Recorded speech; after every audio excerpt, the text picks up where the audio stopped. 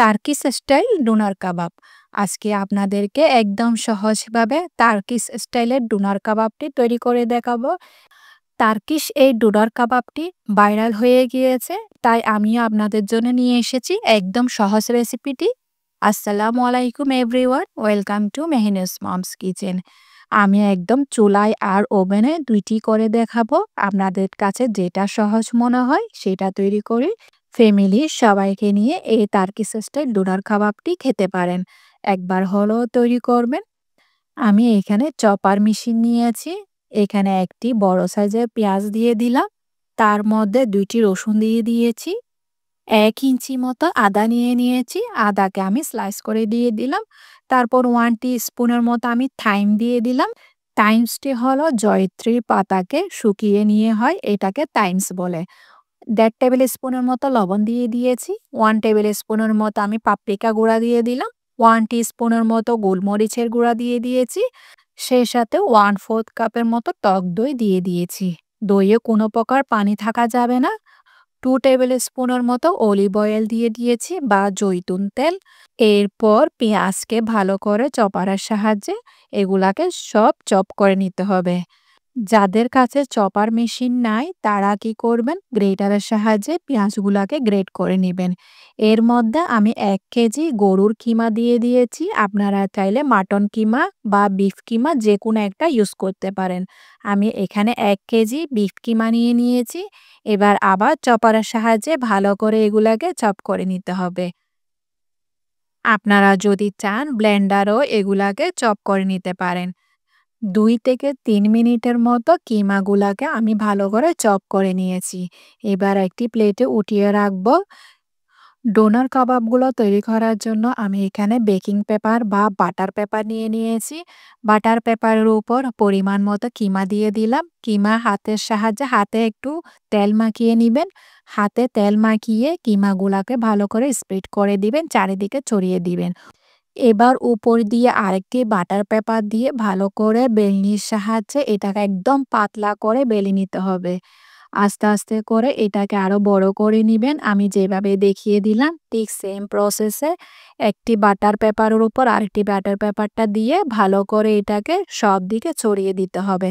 যত পাতলা হবে তত এটি হবে টার্কিশ ডোনার কাবাব। একদম পাতলা করে বেলে নেওয়ার কারণে এটাকে বলে ডোনার কাবাব। দেখতেই পেলেন আমি কিভাবে এটাকে পাতলা করে বেলে নিয়েছি। এবার এই বাটার পেপারটাকে এভাবে ধরে ফোল্ড করে নিবেন। আমি এখানে বড় সাইজের তৈরি করেছি, আপনারা চাইলে ছোট সাইজেরও তৈরি করে নিতে পারেন। আমি এরকম 4টা তৈরি করে নিয়েছি। এবার এটাকে ওভেনে বেক করব 180 ডিগ্রি সেলসিয়াসের ফ্রি হিটে ওভেনে 20 থেকে 25 মিনিট এটাকে বেক করব। এবার আপনাদেরকে একটা চুলাই তৈরি করে দেখাবো। তাই আমি একটা জিপলক ব্যাগ নিয়ে নিয়েছি। আপনাদের কাছে জিপলক ব্যাগ না থাকলে আপনারা যে বাংলাদেশে পিপি পাওয়া যায় এরকম পিপি ইউজ করবেন।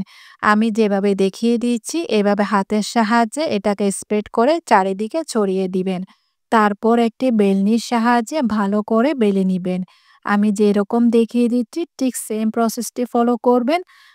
চুলায় এবং ওভেনে আপনাদেরকে ২টি করে দেখাবো। একদম পাতলা করে এভাবে করে স্প্রেড করে সব জায়গায় ছড়িয়ে দিয়েছি। এবার এটাকে ধরে আমি ডিপ ফ্রিজে রেখে দিব সারা রাতের জন্য। ফ্রোজেন করে নিতে হবে। ফ্রোজেন হওয়ার পর তারপর আপনাদেরকে দেখিয়ে দিব। এবার একটি সস তৈরি করব। 1/2 কাপ দই নিয়ে নিয়েছি। টক দইয়ে কোনো প্রকার পানি থাকা যাবে না। 1/2 কাপ মেয়োনিজ দিয়ে দিয়েছি। একটা রসুনকে আমি এরকম গ্রেট করে দিয়ে দিলাম। রসুনটি দেওয়ার কারণে এটা একদম গার্লিক পেস্টের মতো হবে। তারপর এখানে 1/4 টিস্পুনের মতো আমি গোলমরিচের গুঁড়া দিয়ে দিয়েছি। সাথে 1 চিমটি লবণ দিয়ে দিলাম।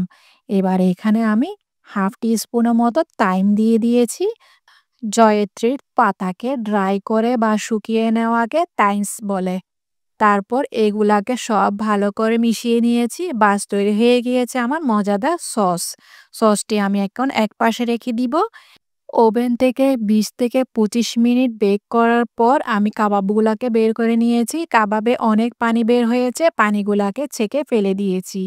বাস তৈরি হয়ে গিয়েছে আমার টার্কিশ ডোনার কাবাব। এবার আমি একটি সার্ভিং ডিশে উঠিয়ে নিয়েছি। কতটা পাতলা হয়েছে আপনারা দেখেই বুঝতে পারছেন। এবার আমি সবগুলা বেকিং পেপার থেকে ছাড়িয়ে নিলাম। ছাড়িয়ে নেওয়ার পর এটাকে আবার উপর দিয়ে একটু কালার আসার জন্য বেক করব ১০ মিনিটের জন্য। কাবাবগুলা ৫ থেকে ১০ মিনিট বেক হতে থাক। এদিকে আমি কিছু সালাদ কেটে নিয়েছি। সালাদের উপর আমি লেবুর রস দিয়ে দিলাম। এখানে আপনারা আপনাদের পছন্দ মতো সালাদ ইউজ করতে পারেন। ১০ মিনিট পর কাবাবগুলাকে আমি বের করে নিয়েছি। তারপর আমি গলানো বাটার বা মেল্টেড বাটার উপর দিয়ে ভালো করে ব্রাশ করে দিয়েছি। সবগুলা কাবাবের উপর ভালো করে মেল্টেড বাটারটা দিয়ে দিবেন। বাটার ব্রাশ করে দেওয়ার পর এবার কাবাবগুলাকে ছাড়িয়ে নিতে হবে। এভাবে করে পাতলা কাবাবগুলাকে আমি ছাড়িয়ে নিয়েছি। বাস তৈরি হয়ে গিয়েছে কত সুন্দর টার্কিশ ডোনার কাবাব।